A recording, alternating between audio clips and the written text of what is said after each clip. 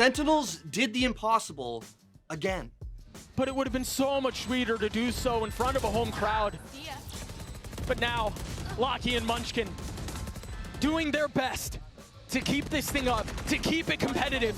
They're gonna have to navigate the pit. Every single member crumbling. What a Tonight, win. What a crazy win. With their backs up against a wall in a grudge match against GenG, Sens had to win or go home from another event early.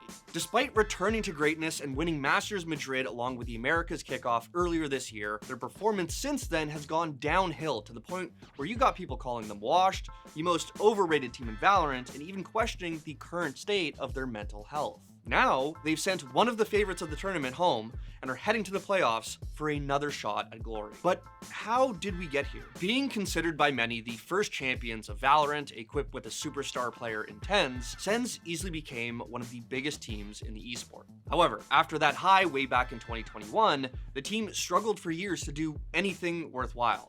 The org was endlessly criticized, Tens' true skill was doubted, and the roster went into a massive rebuild, which is why them coming back after so long to win Masters Madrid was such a big deal. Despite the team being just a small fraction of what it looked like back in 2021, it felt like the org had somehow redeemed itself. Tens reminded everyone why he's the face of the game. But that high didn't last very long. But this loud team, you can never count them out. John makes a good go of it. Cove out wide. Can't defend it. Got to spray it down all the way, but 2 years. He's just sticking it. And Loud. With that being said, it's 2 maps in their favor. A series 1. And who knows how that's going to work for the playoff contention. Shortly after Madrid, Sentinels failed to secure enough points and were knocked out in groups at VCT America's Stage 1, causing them to miss out on playoffs and Masters Shanghai, losing matches in some pretty horrific ways in the process. Meaning Tens and friends would have to watch from the sidelines, unable to go back-to-back. Sure, you can look at it like one loss, but as we know with Valorant, missing one event can feel like missing out on half the year. Stage 2 things felt similar. While they weren't losing every game, it was well below expectations and inconsistent from what we saw earlier this year. Now, luckily, despite missing out on the playoffs again, they did rack up enough points to make champions, mostly thanks to other teams conveniently losing. Still, this was their first time making champions since 2021. It could be their chance to show their dominance, to prove that Madrid wasn't just a one-off. But they couldn't have gotten off to a worse start. 3 left available to work with, blinded up Meteor. He spots it, betrayed by the barrel. A 2-0 finish.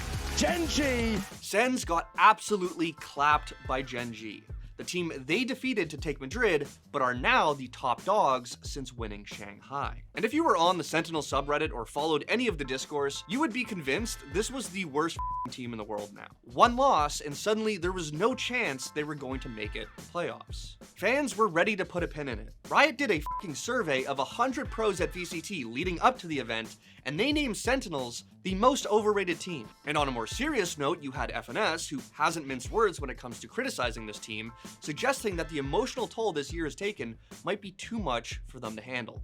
And then the lows, aka what's happening to them these last 2-3 months, are genuinely devastating.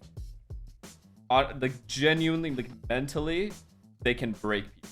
Overrated, mentally broken, coaching diff, they need to stop picking deadlock. Fans and critics prescribed many reasons as to why Sentinels were performing so poorly as of late. Similar to many others' opinions on the matter, my gut simply says that the meta changes come at you real fast in Valorant. And despite individual skill, no team has been able to really adapt frequently enough to stay on top for so long. Sentinels is no different. That being said, I do think Sentinels is a bit of a special case, and it is worth a deep dive into exactly what is going on with this team and the fan base's collective psychosis once the dust is finally settled. But that's the thing, this roster story isn't quite over yet. In fact, with Sentinels, we might be reaching levels of we're so back that have never been seen before. You see, the rough loss against GenG sent Sentinels down to the lower bracket to face FPX to stay alive. And just when it felt like everyone had written them off, they won. Can John do it on his own? He's gotten it down to 1.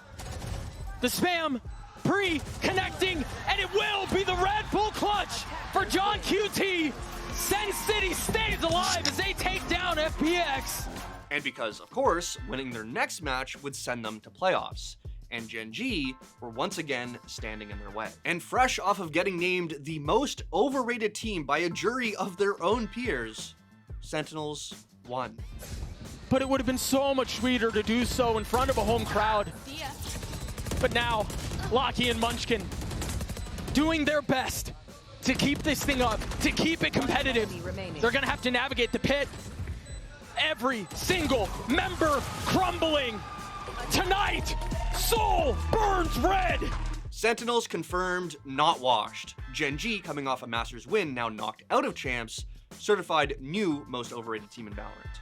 I don't make the rules. Now, coincidentally, Sens decided to drop Deadlock in the games that they won. So if you had that as your #1 reason for the team's inconsistency, points for you. But more importantly, compared to when they faced GenG just a couple weeks ago, it was like we were watching a completely different team. Sens proved everyone wrong again, and they were sure to let everyone know that on Twitter, which honestly, fair. Listen, there's still quite a ways to go, but they are now in playoffs with a chance to win Champions 2024. Now, the competition's going to be even tougher, and I honestly don't love their odds, but we have seen this team bounce back from the darkest of depths just earlier this year. Why not take it a step further and secure GOAT status, or at least what people would consider to be GOAT status? Their first match is tomorrow against DRX, and if they lose that, they have one more chance in the lower bracket. Hopefully this video ages like a fine wine. The other side of the coin is that you get an Astralis-like era, where it's just a team winning nonstop, and you're like, all right, this is boring. Sure, it becomes like, who can take them down? But then, if no one can, then it's like, okay, well, this is just boring again.